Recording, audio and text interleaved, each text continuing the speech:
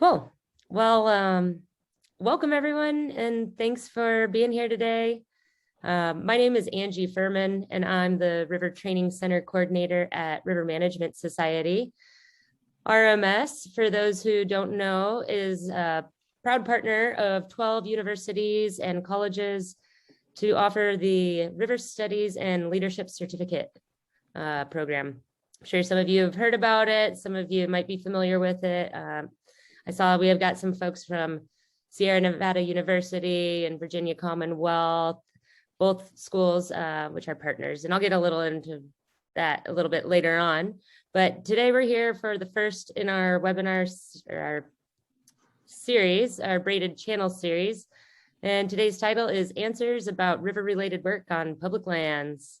So I'd like to introduce Tangi Wiseman from the U.S. Forest Service, who will be helping me moderate today. And Tangi, would you like to tell us a little bit about what to expect from this series? Yeah, I can do that. Thanks, Angie. I'm Tangi. I know that's cute. Angie and Tangi working on the series together, but I'm actually a fairly recent graduate and have started formally working with the Forest Service last year. And so we're excited to learn a little bit more about what you guys are learning now and seeking to do in this career field. And so that we can adapt to your needs as we develop the remaining 3 webinars in this series, and each one of them will be building off of each other.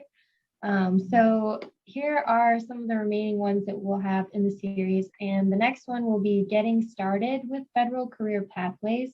I can weigh in a lot on this. There's a lot of different programs available for folks to do work with federal agencies, and they can even award you hiring authorities. So we'll get a panel of folks who can reflect on different ways to get hired. And then the one after that is called How Opportunities Relate to Cultural and Social Priorities on Public Lands. So I think it's really important to understand the context of how river-related work relates to other fields and professions and priorities of our agency as a whole. And so we'll be discussing some of the emerging topics around that and how it influences work and what you can be prepared for in that realm. And then the last session will be on how you can leverage your education, any certifications you have, or other special skills, depending on what sector of this career field you're applying for.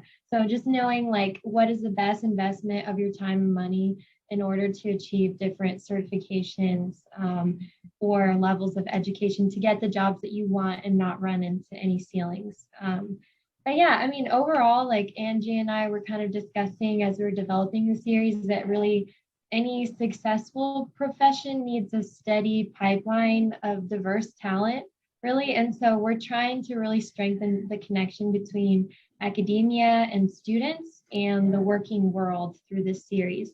So we definitely want to learn more about you guys through this as well. But yeah, with that, I'll hand it back to Angie. Thanks, Angie. So before we get started, I just want to do a couple quick housekeeping things here. We do have a live transcript available in today's meeting. You just have to go down to your control bar, click live transcript, and select show subtitles. Actually, that just reminded me to turn it on. Here we go. You can also turn it off the same way. So the live transcript is now on. If you want to turn it off again, you just go to the live transcript button and you can turn it off there. Also, we're going to be running a question and answer session. We're going to be doing questions and answers throughout the whole discussion today. So we have enabled our chat feature. That's also on the right-hand side of your screen once you click the chat button. So if you have any questions, feel free to pop them in there. If we're in the middle of talking about something and it's somewhat related or not related, feel free to pop them in so you don't forget them. But we'll also be taking some breaks for questions and encourage you to raise your hand or unmute yourself, and you can ask your question out loud as well. Also, if you miss anything today, don't worry. This is being recorded and we're going to send out the recording to anyone who registered, and this will also be available on the River Management River Training Center video page. So, again, for those of you just joining us, again, welcome. And during today's session, we're going to be discussing some questions like what are the jobs that are out there? How do you get in with the government job? And what are some of the hot topics right now? As Tanji was mentioning, we're really trying to connect students to the career field. And so I wanted to just take a brief moment to talk a little bit about the River Studies and Leadership Certificate. I see that we've got some folks here who've gone through the program. We've got some folks who might be interested in the program. But as I mentioned, RMS is proud to partner with a cohort of 12 universities and colleges to offer this certificate. In this certificate, students complete coursework in river-related areas. They complete a professional internship. They gain on-the-water experience. And there's also the opportunity to present their work at the RMS Symposium or in the RMS Journal. In addition to gaining access to this huge network of river professionals, each RSLC student also receives a free one-year membership to the River Management Society, a subscription to the RMS Journal, access to the listserv, as well as regional and our regional chapter events and some national events. So our regional, I guess our chapters do floats, they get together, we have all sorts of events going on. So if you're a student at a partnering institution and you're not yet part of the certificate program, I encourage you to reach out to the advisor at your school, or if you're unsure about if it's offered at your school or who your advisor might be, or if it's just like more information about the certificate program, you're more than welcome to shoot me a message in the chat or shoot me an email. I will be putting my email in the chat here. So speaking of chat, we would like to know who's here. So right now, if you could take a moment to just let us know maybe what school you go to and what type of career you're interested in, that would be helpful for us to help kind of tailor today's discussion towards the areas that you are interested in. And with that, I'm going to pass it back over to Tanji. Thanks. So let's go ahead and introduce the folks who are going to be sharing some of their insight with us today. Both of them have a depth of technical experience in the field that's really paired with an overall passion for the improvement of this profession and the direction that it's moving in. And so they really have a wealth of stories and experiences from their work, and we're just really happy to have them here. So it's my pleasure to introduce Colter Pence, who is the Wilderness, Wild and Scenic Rivers and Trails Program Manager for the Flathead National Forest in Montana, and Dave Cernicek, who is the Wild and Scenic River Special Uses and Partnerships River Ranger on the Bridger Teton National Forest in Wyoming. So as you can tell, their work is not exclusive to rivers, but this is very common in the Forest Service. So they'll be able to share a lot of key insights about that today. So thanks for being here, guys. Yeah, you're welcome. And looking forward to this. Yeah, absolutely. Great being here. So I guess we can just kind of get into it. Colter and Dave, you know, our first question is, did I skip that? I might have. I think it was, what are the jobs? There's a plethora. I was gonna say, go ahead, Dave. There's a plethora of jobs that are water related in the Forest Service and other agencies. I won't claim to know gospel for the other land management agencies, the Fish and Wildlife Service, the Bureau of Land Management, the National Park Service are primarily land management agencies, which also end up as kind of water management agencies. There's also water management agencies. If you start thinking about the EPA, Environmental Protection Agency, the Bureau of Reclamation, the Army Corps of Engineers, the not so cool agencies, as we'll call them. They're more regulatory, but they do have influence over water.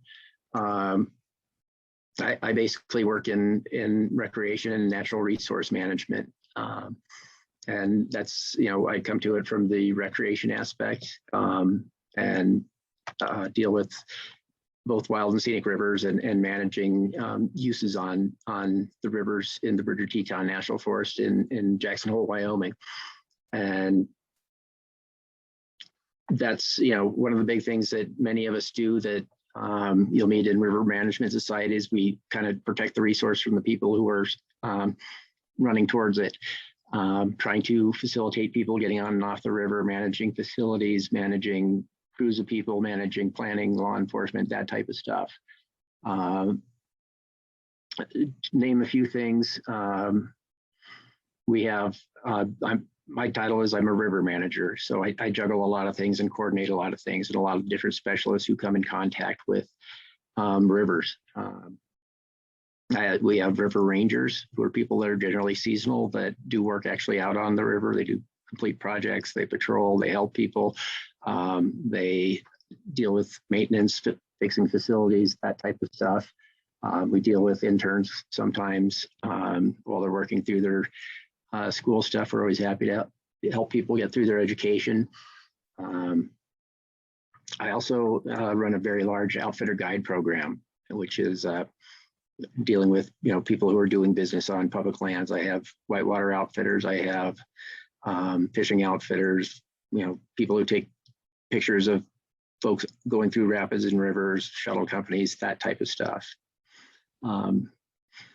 Colter, you want to come up with a few of the other water-related professions? Yeah. I echo what he covered there, sort of within what Dave covered is kind of within the primary workload of a river manager, like he and I are, and the people who work with us, those river rangers, outfitter and guides, et cetera, that do a lot of work directly with rivers. I also want to acknowledge what we might consider non-river management specialists, but people who still work with rivers.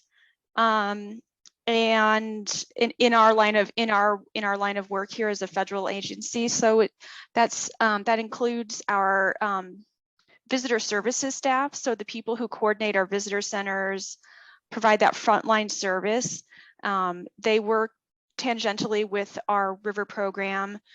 I imagine Dave does this. I do it. I'm training those people every year on all the things I want them to know, so that I'm not answering more questions than I can focus on the more advanced stuff, and they can cover all of the basics stuff. All kinds of resource and biological technicians that are working in and around the rivers. So that's fisheries biologists and technicians, that's wildlife biologists and technicians, also our engineers. If we have a road or trail project or facility project within a river corridor, those engineers are going to need to know fundamentals about river management and wild and scenic river management. And I'm also thinking of like our heritage staff, those who work with our archaeologic and tribal connections, who end up working and understanding river management stuff. Public affairs officers. We've had kind of a cycle on this forest about every 3 years for the last 12 years. We've gotten a new public affairs officer. I'm getting a little tired of explaining to them, like demystifying rivers management and wild and scenic rivers. And I would love to work with a public affairs officer who has a little background in this. I don't find it to be a great mystery. I find it to be very intuitive, actually. And but for some reason, some people find that to be high barriers. So even our public affairs officers and staff who are working on a unit that has rivers, wild and scenic rivers, they need to think of themselves as one-off river managers. I'm thinking of some of our education specialists, whether that's interpreters or education, people who deliver education programs. And the last, I want to identify what we call line officers in the Forest Service. So that's a district ranger, forest supervisor, even regional forester, and there's similar names in the BLM and in the Park Service. That would be your superintendent, your state managed, field management officer, state field management. Anyways, so and that's another example there. When you have turnover in a district ranger or a forest supervisor, sure is nice if they've worked with a river system before or Wild and Scenic River system before. If not, people like Dave and I who are specialists in this will work to educate those non-specialists, but people who still need to know a lot about river management. So think of it as people who are river specialists and also people who are non-specialists, but who are working sometimes extensively with that river resource. Even if they're not maybe a technical specialist, they still need to know fundamentals of recreation management, wild and scenic river management, and some of the technical skills too. So that's kind of an overview of all of the jobs there. And for me, working on a forest that has a healthy river management program, it's a booming operation, booming recreation right now. If I'm looking at, if we're hiring anyone in our unit here, no matter what their field of work is, I would say even in fire too, as an example, fire management, all things equal, if someone has a little awareness of river management, maybe taken a class or listened to a lecture or has some knowledge, that puts them on a higher tier for me. So I don't want people to only think, well, that's managing rivers is what river specialists do.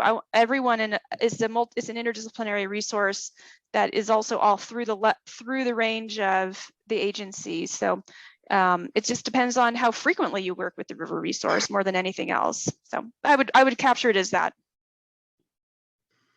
A couple other things.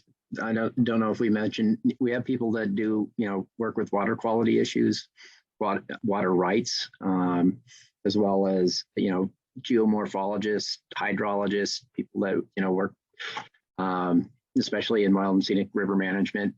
We do have a lot of projects that go on our riverbanks that do involve multi levels of specialists before we can approve a project to go forward or not to go forward. But yeah, there's, we need our wildlife biologists. We need everybody to be tuned in on lots of our projects that come anywhere near a river. But yeah, there's a wide, real broad group of jobs that either touch on rivers or are fully engulfed with water.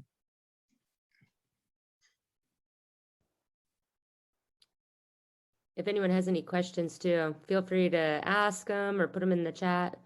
Yeah, go ahead. I don't have your name next to, I see your hand up. Edward. Yeah, hi, my name is Edward Lucas. I go to Virginia Commonwealth University in Richmond, and I'm a recent transfer into the environmental studies program here. And I am interested in rivers, obviously, it's why I'm here, but I was gonna ask what, are most of these jobs kind of centered around national parks and state parks and reserves that have rivers through them, or like would that be who I work for, or would I be working for like the Forest Service or is it all just a conglomerate and mix of those things? There's a whole bunch of different agencies that deal with rivers. There's piles and piles when it comes down to it. There is a lot of federal level stuff dealing with flowing water. The Army Corps is actually U.S. Army Corps of Engineers is in charge of the waters of the United States of America. Managing those things. That is, they have different missions. There's so many federal levels. When it comes, Bureau of Reclamation manages dams. There's, we sit as a Forest Service. We're kind of a shared jurisdiction type of thing where we work with the state on things. We work with so many different organizations. We're not, Park Service is a little different. They're almost like Indian reservations. They sort of have all their functions within them. They, they don't share jurisdictions, say with like the Sheriff's Department or something. If something goes wrong, they have their own police. But no, it's you're not locked into having to work for one agency or whatever. There's a lot of people that have a piece of water management. And yeah, for instance, like generally your state game and fish takes on the coast responsibilities of the Coast Guard for water safety. Game and Fish is managing the wildlife and the fisheries. They own the game and fish of the state, and they manage those. We manage the habitat where those things exist in. The water everybody is very concerned about, and there's very many agencies involved with the quality, the quantity, all things related to that. So no, you can work for many different government agencies, or there's piles and piles of non-government organizations, nonprofits that interact with. We have a lot of partners we work with that help us achieve our mission, and we also have watchdog groups or people who accomplish a lot or are very focused on one thing, where national organizations, whether it be Trout Unlimited, American Whitewater, or local conservation districts. It's very, very broad, but there's huge amount of work in water. I'll pass off to Colter. Yeah, thank you. Yeah, I think the last thing I wanted to share here on the topic of what are the jobs is I want to take a little short moment for some self-promotion here. In a minute here, I'm going to put in the chat my unit here. To work for me, we are about to hire a entry-level River Ranger permanent position. So this will be a GS 6-7, what we call an 18 and 8. So basically they'll be employed for 3/4 of the year and would have about 2 months-ish off in the winter, unless we have more work and more funding. And I'm thrilled that was not a part of our organization. It was approved to be added to the organization 11 years ago, and we finally got approval to fill it this right now. So sometimes things move slowly, but anyways, I'm going to put in a little information in the chat about that, so you can see what a River Ranger job description even looks like. And if you are interested, you can follow up. And I believe in Sedona, Arizona, I'm going to share this as well, that they're planning to hire a similar type of position. So I'll put information in there, and that is that river ranger type of position. So it's not the only way in to work with rivers, wild and scenic rivers, but it's a direct, full-time work right in the resource there. So want for y'all to be familiar with that. GS 6-7, and we might talk a little bit about this later. You're going to need a combination of higher education and on-the-job skills, knowledge, skills, and abilities, and technical skills, some knowledge to qualify at that level. So it takes a combination of, it takes a well-rounded person to be a river ranger, not all of one thing there. So that's what last I have to share on what are the jobs. I'll just give you a little more insight into what a river ranger position does actually look like. Edward, did we answer your question? Yeah, definitely. Thank you very much. It definitely seems as though it's a wide scope of things. So yeah, I do appreciate that. Are there any other questions right now? Well, I might have had sticky fingers and skipped over a slide, so I'm gonna go back one. But now that we kind of know what the jobs are, it might have worked out better. Like, how do you get in? How do you, like, Colter, you mentioned like some of the positions that you've got open, but like, is it, I don't know if you guys want to discuss like through USAjobs or just like, yeah, I'll just let you guys go with that question. Yeah, well, actually, I know Dave put some prep work into this, and so I was going to turn it to him if he wanted to get us started, and then I was going to fill in behind. So Dave, if you want to tackle this one first, go ahead. There's quite a few ways into government. It can be competitive at times, or it depends what you're going after. When I was in graduate school, everybody wanted to work for the Park Service and be an interpreter, and they're very competitive jobs, so you had to be really special to get one. There's a lot of different agencies and a lot of different places to apply, but the dream jobs, everybody wants them. And so if you have student status, there's a lot of good things out there for you. The way I got into government was through the Outstanding Scholars Program. I don't even know if that exists anymore, but from having a high GPA, it was able to move me up on the list to get be specially qualified for a job I was applying for. I was able to apply for a job without competing with other people, which there are special hirings in the federal government, at least, that you can work through and gets at least more attention to yourself or exclusive attention to yourself. Tangi's going to be able to speak to a few of these things, but there are special hiring authorities, recruitment program areas, the Pathways program, the internship program, recent graduates program, and the Presidential Management Fellows program. I can talk more about those basically if you guys are interested, and probably Tangi is more wise on these things than I am because she's not as far away from being a student as I am, but it does involve, it does involve applying, and it does involve putting yourself out there and figuring out how our system works. Most of our stuff our normal jobs start off of USAjobs on the internet. We put jobs up and you can apply for them. You make yourself an account, you make yourself a resume, and you need to usually have multiple resumes for different kinds of jobs that you're looking for, not just one resume.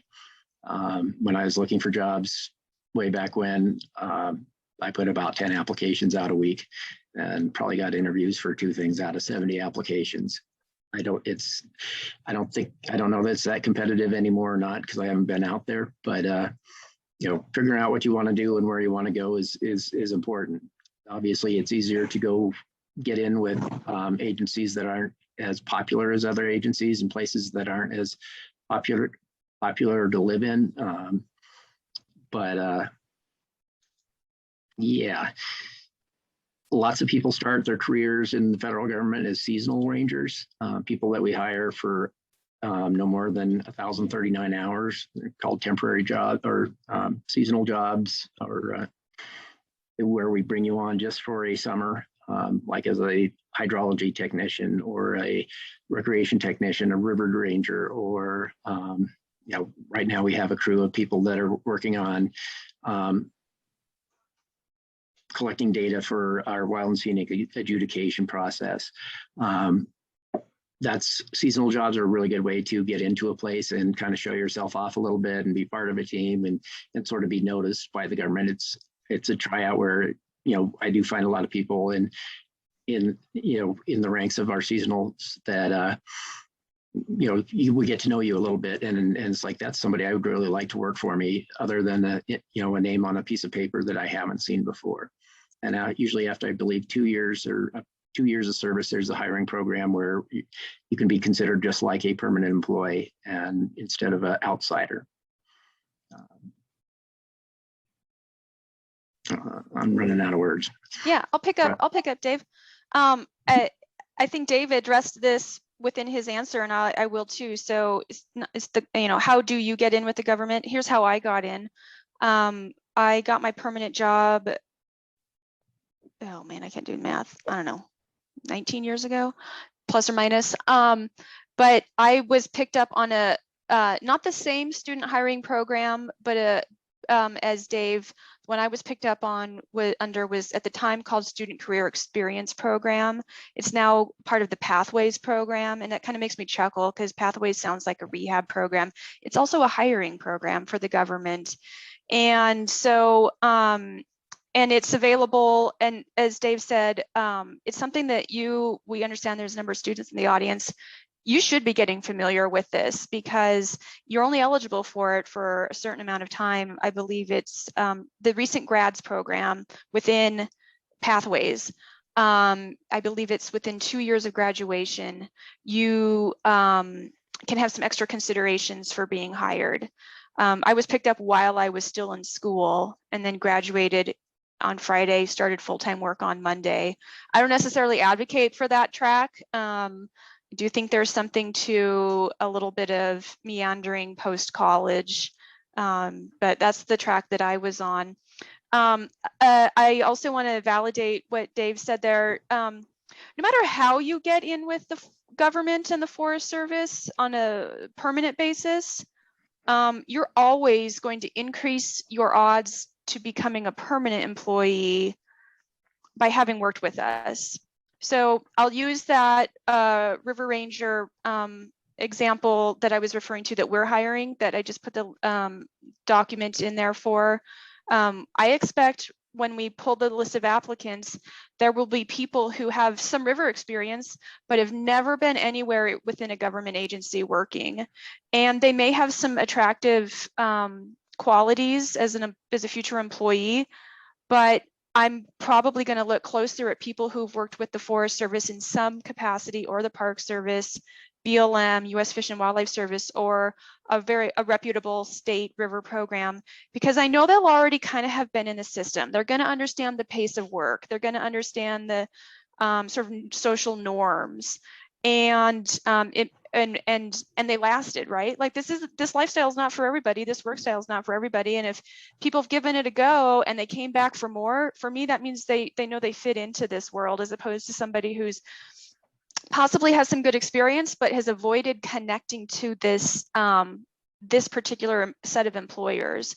So if you plan that your destination is to be for a certain type of employment within the river management in the federal or state system, I do encourage you to find ways to work with them beforehand, whether that's finding a temporary job, like Dave referenced, and we could talk a little bit more about the temporary jobs if there's interest in the audience. And or as an intern. I do want to also advocate for internships. Here on this unit, we use AmeriCorps programming to pick up an intern every year. Specifically, we work with Montana Conservation Corps. And I know more and more programs are including interns within their workforce, because that helps us connect with different types of people, and is just another recruiting source for us. Anyways, so don't just, it's sort of like, you don't show up unaware of who you want to work with. You find a way to connect with that employer in some way beforehand. That's what I wanted to share on that topic. I'll turn it back over to Dave to emphasize anything, or for Angie to facilitate for us. No, that was great. Thanks, Dave and Colter. I don't know if anyone has any questions so far. You can unmute, or you can put them in the chat. Are internships usually paid? Yeah, it depends on the internship. Of course, you can't speak for all of them. The ones that I work with, the AmeriCorps program through Montana Conservation Corps, it's not technically paid, like they don't earn a wage. They do earn a stipend, a living stipend, and at the end of their assignment, they receive, it depends on the amount of time they served, but they receive like a scholarship, or not a scholarship, they receive an education award or education grant, so they can pay student loans, or they can put that forward to future academic work. And the thing I think is neat about it is it doesn't have to be like in that future academic work. It doesn't have to be like in a rigid university program. It can go for what was somebody did their woofer training with it in Costa Rica. Some pretty interesting stuff there that person's now got some technical skills, and it wasn't through a university that they chose to use that education credit. So they don't make probably as much money as an employee, and the ones for me they definitely don't. I can't change that compensation component for them, but they do earn a living, and they sustain themselves. And in my case, we try to, we make sure their housing is paid for within, we give them government housing. That's dormitory style housing, but we take care of their housing. And we treat them like employees in every other way. So if they're overnighting, we'll pay for their per diem, their food, et cetera. So it's going to depend on the internship, though, the particularities of it. Okay, thank you. Yeah. One really neat thing I got to do when I was in graduate school was I did a SCA internship with the National Park Service, River Conservation and branch, and got to do some of the coolest things ever. Lived in Washington, D.C. for 6 months, got paid dirt, just enough to live on and barely starve. But, got to like work at the White House and work on a presidential initiative. And it was just one of the coolest things and best experiences ever to learn how government actually works at the top end. And, you know, chase bills through Congress. It was just really neat experience. But, you know, going out and having opportunities like that when you're a student is a really awesome thing to do if you have the ability, the time, and the resources. You know, highly recommended. To any piece of, you know, any relevant experience you can pick up with agencies will either, you know, really boost your resume or send you screaming into the night going, I know I don't want to work for the government. That is legitimate. Sometimes a person needs to learn what they don't want to do, and that's valuable too. What I'd say is it's in that moment, you then need to think about how you want to handle yourself for the rest of the assignment.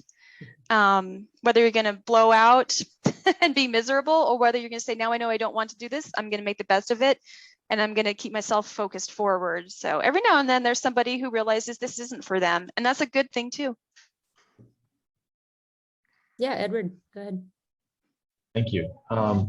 So David, you mentioned that you went to graduate school. I'd like to ask what you did in graduate school and whether or not you guys, I know graduate school is always going to be a boost to really lots of things that people want to do, but how do the opportunities differ between having a graduate degree and just having a regular bachelor's degree? They don't necessarily differ.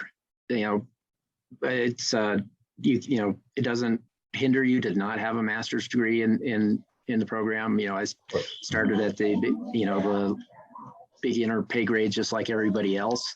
It helps a lot when you're applying for higher level jobs based on education. When you don't have the experience, it helps a lot. And you know, for me, it was in my life, it was, you know, I kind of, you know, did undergrad in fields that my parents wanted me to do, like most people, and it made me totally freaking miserable. And you know, I'd spent most of my life on rivers and, you know, guiding commercial boats and that type of thing, and, you know, kind of realized that, you know, my whole normal and my sense of being and sense of, you know, who I was, you know, related to flowing water. And for me, I needed a do-over just for, you know, to have that educational background on my resume. So my, you know, my applications for places were going to be more meaningful and get me some interviews. It was a big deal for me. I didn't know it was going to be river management when I went into grad school. You know, went in kind of on the natural resources side, recreation based. But I had found an advisor who was the first person ever that could focus all my crazy ideas and, you know, put me on the right direction, where actually I wrote up, you know, I came up with an idea for my thesis. You know, I was like, what do? I don't know what to write a thesis about. And my advisor's like, well, all you talk about is rivers, maybe something about rivers. Sorry, Dave, that's awesome. And so I came up with a study on, you know, river user behavior on wild and scenic rivers. And I'm like, what do I do now? He's like, you need to find some rivers that have problems and are willing to pay for that research. I'm like, well, how do you do that? He's like, you run rivers everywhere. You know where they have problems. Call them. Okay. I couldn't find anybody to pay for it, but there was the Rio Grande in New Mexico where I grew up, and the Taos, New Mexico. And like, we'd really, really love to have this study done, but we don't have the money. You have any interest in being a river ranger? I'm like, totally. And, you know, they let me use all their office supplies and the rest of the staff to process all my data. And that's how I stepped into the world of river management. But, gotcha. Thank you. As a DS5 ranger. Yeah, hey, I want to try to address that too. And I think my answer is similar to Dave's. So I too have a graduate degree, and it's added to my ability to do the work that I do. I use my bachelor's and master's degree, I think, every day I do my work. I'm still relying on the things I learned there. I'd say I'm using at this point not so much some of the technical things that I learned in my upper education, but more of like the communication skills, the things I learned about myself, about being intellectually curious, listening skills, things like that. And so to answer the second part, to address the second part of that is, I don't necessarily advocate that everyone or even anyone go to graduate school unless they have a plan for themselves around that. It's just having that on your resume.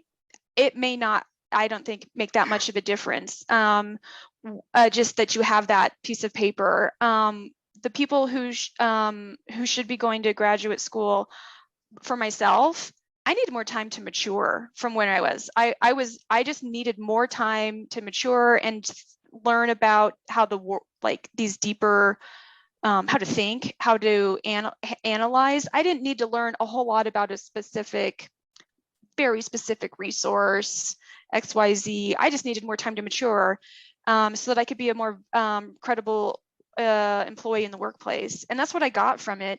So I think that if somebody's planning to, is like, I'm going to go to graduate school and I'm going to study this very specific thing that's niche and it's going to work out for me. Yeah, maybe not. I'd encourage you instead to make a plan on why you would be going back to, or why you would be doing that. And it's about maturing. It's about making networking connections, about improving yourself as a person. Graduate schools can definitely do that, but you might already be there. You might not already need those things either. You might already be at that place you're a mature person in the workplace. So I just sort of encourage people to think more about what did they want out of it. And the last thing I would say is I have had people who work for me who went to graduate back to, after being out of undergraduate, after some time off, they then went to graduate school, and they went to better themselves, but also so they could get that student status, so they could apply for and get the hiring authority for pathways. And so that was their plan. It's not cynical. They bettered themselves along the way, but they were also intentionally making themselves available for hiring authorities. And it worked out. For the one person I'm particularly thinking of, he was like, this is about me being able to get a permanent job. I'm going to better myself along the way. And in that case, he works in wilderness management. He was a river ranger for me, but he works in wilderness management now, similar field. He went to graduate school for public administration. He got a graduate degree in public administration. So not in anything hard, no hard science there. And that's the kind of, he needed a little more maturing, and he wanted to have, get back into this, that hiring authority system, and it worked out for him. Gotcha. Thank you. Yeah, I had a different, I transferred into environmental recently, and I did a very different thing before. In my first part of my bachelor degree. So I think now I'm just trying to find something with this sort of field. And it's encouraging to hear that it's attainable to work in this, outside, theater of, and working with rivers and actually on in the field, so thank you very much.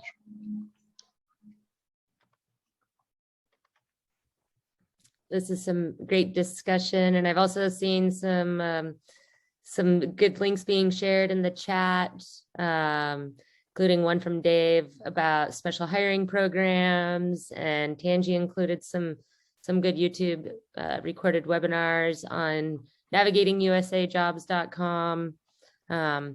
I also included one on the virtual student federal service. Unfortunately, it's passed for this year, but just a nice one to have on your radar, because I think going into the field is invaluable and really important. It is a way for you to connect with the federal agency by doing an internship virtually. Some students can coordinate with their universities to get credit for it. Most of them are paid. So you can check that out, but the applications are accepted every year in July. So might be just one to keep in the back of your mind. And then I also posted a link to the RMS Job Board, which has a lot of great jobs coming through that as well. We get emails from all of our partners, federal, state, and in between, and they let us know about job opportunities, and we get them on there as quick as we can. Yeah, go ahead, Tanji. Oh, just a quick correction. So the virtual student federal service is an unpaid internship. However, it is a key way to utilize a connection with the government to leverage for your graduate research or focus.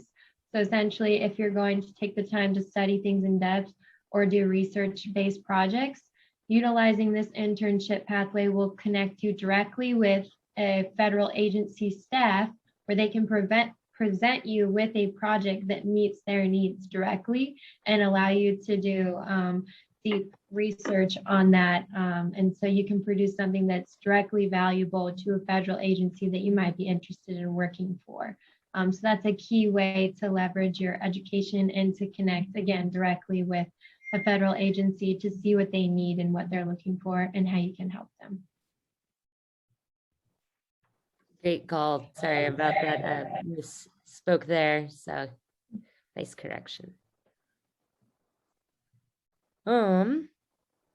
So I see that we've got like a little less than 15 minutes left. Some of the other questions that we just had lined up were like, who's at the table and what are the hot topics right now? But I also wanted to see if anyone out there has any questions for us while we're here that we might not be covering, because now's the time. Or if you're thinking of some, maybe Dave and Colter, you want to talk on either who's at the table or, oh, I see Edward's got a question. Thank you. So I think Colter mentioned that you had a colleague you were working with that worked as a ranger, left and went to grad school to use the student status for the pathways. But does the pathways program also, is that also available for just undergraduates and recent grads as well as the position that I'm in now? Yes, it is. Yes, Okay. it is. He didn't want to get another bachelor's degree. He's like, well, if I'm going to go back to school, I'm going to step it up. Right. Okay. Gotcha. And then another question I had was about the summer opportunities or internship opportunities, the seasonal ones. What have those looked like for the summer jobs that you guys have seen college students do or recent grads do, and how long do those last? And yeah, I'm just interested in the summer opportunities for this kind of work for river work. Yeah, I'll get started. Active river programs with sufficient funding, got to keep that in mind. Probably hire river rangers in the summertime. I do here on the Three Forks of the Flathead. I know Dave does. And if you did your research, you can find the other programs. They're not everywhere, right? And there's a fascinating and amazing rivers all across the country. They don't all necessarily have summer river rangers working on them. But anyways, we hire temporary employees to help us do that work. Job applications generally are going to be open in USAjobs, that platform there. I think we just got our heads up for my area. We're going to they'll probably be open for a week at the beginning of November. I think Dave might be on a slightly different cycle from me.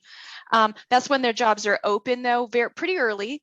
And then we start actually making job offers and hiring in midwinter. So that looking like February, March is when we start making those job offers and locking people down. And then we're going to onboard people for actual work. I might bring some experienced people on very end of April, but most of them will come on in waves in May. And anyways, working from May until right about now, we're starting to lay some people off. And that's the river ranger work. The particularities of river rangers, it depends on the river. So I think probably the river rangers that work with Dave probably have a little bit of a different portfolio than mine, but there's still a lot of commonalities too. And honestly, I find it hard to hire for river rangers. There's a lot of people that want to do trail work. Trail work is so romantic. Being deep in the woods, doing that labor feels so good. There's people who want to be wilderness rangers. They've always admired wilderness. But people who have a little bit of river experience, they're comfortable in the river. They don't have to be expert boatmen, and who want to wear a uniform, are willing to make public contacts, willing to clean facilities and run the river day after day, sometimes repetitively.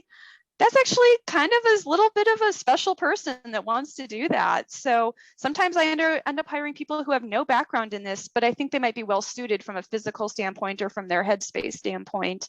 So I'm not overrun with great people that are just walk-on candidates. I got to hunt around for people that want to do that kind of work. I'll turn it over to Dave.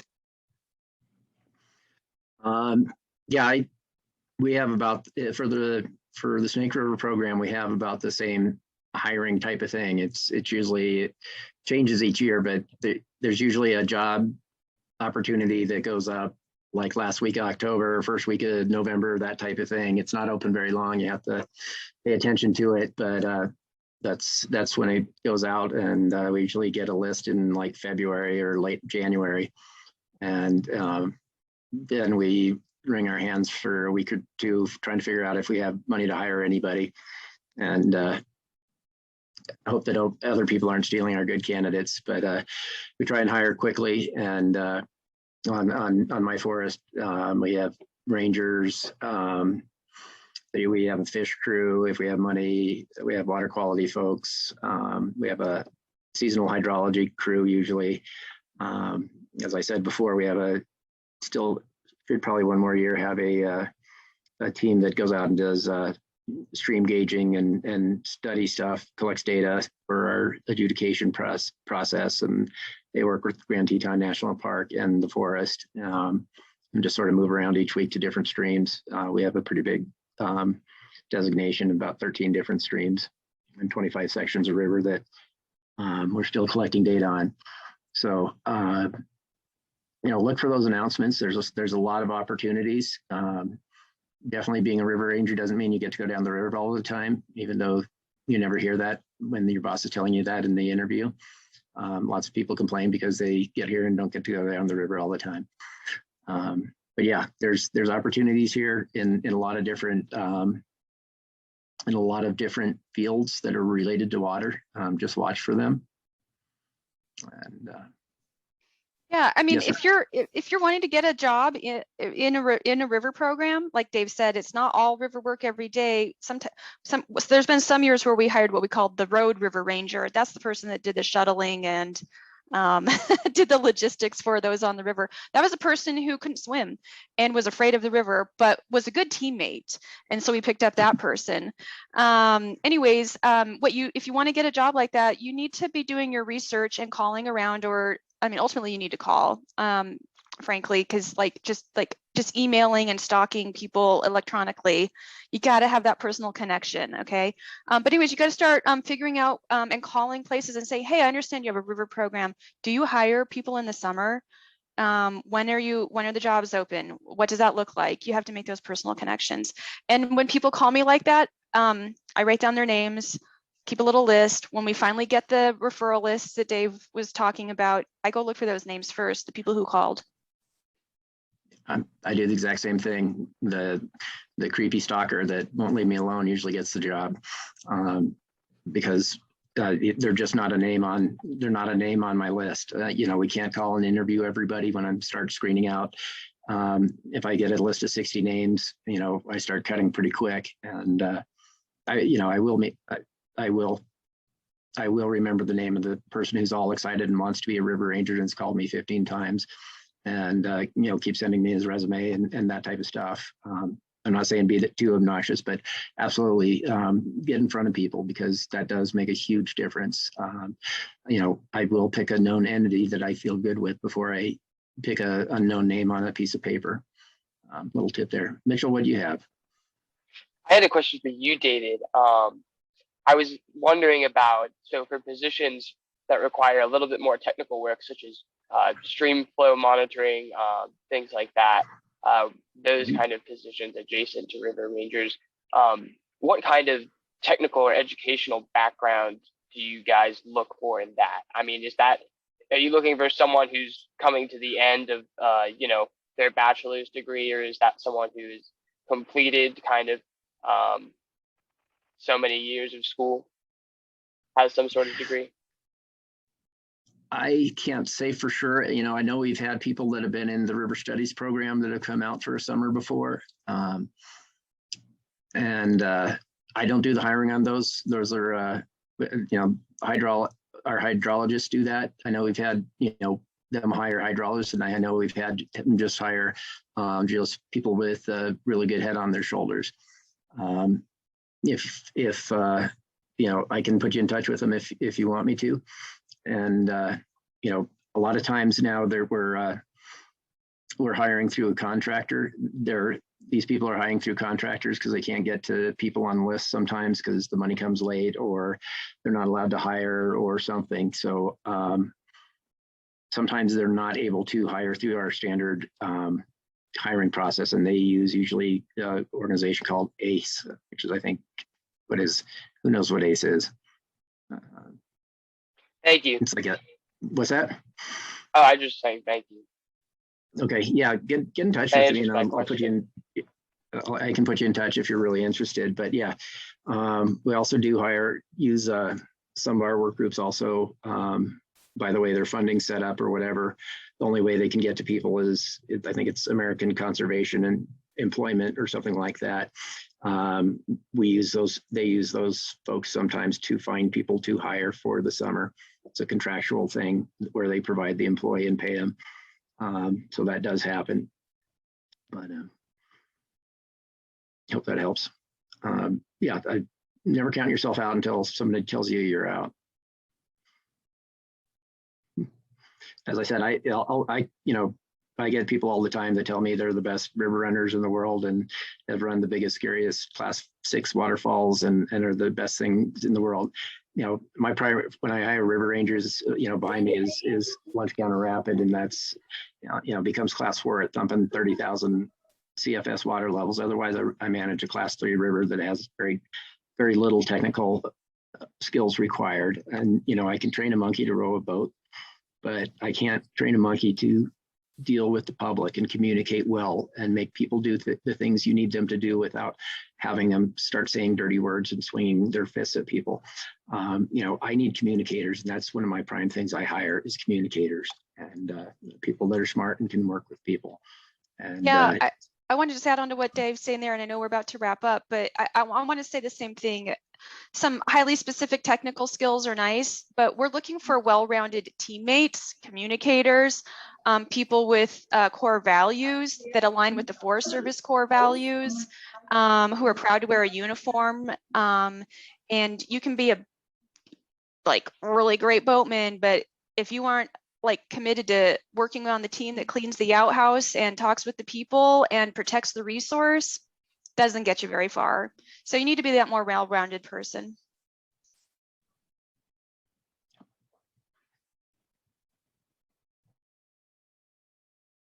Well, yeah, as we're wrapping up, I just want to take a moment to thank Dave and Colter again for being here today, sharing all their knowledge and experience with us. And they might be willing to put I saw Dave put his phone number in the chat. Maybe if you guys are comfortable, you can share your emails out as well. And if people want another question or two, I'm just going to launch a quick survey real quick just to kind of see how we did today. But I didn't know if there was any last minute questions here. I saw Gabriella unmuted, so I didn't know if she had something to ask.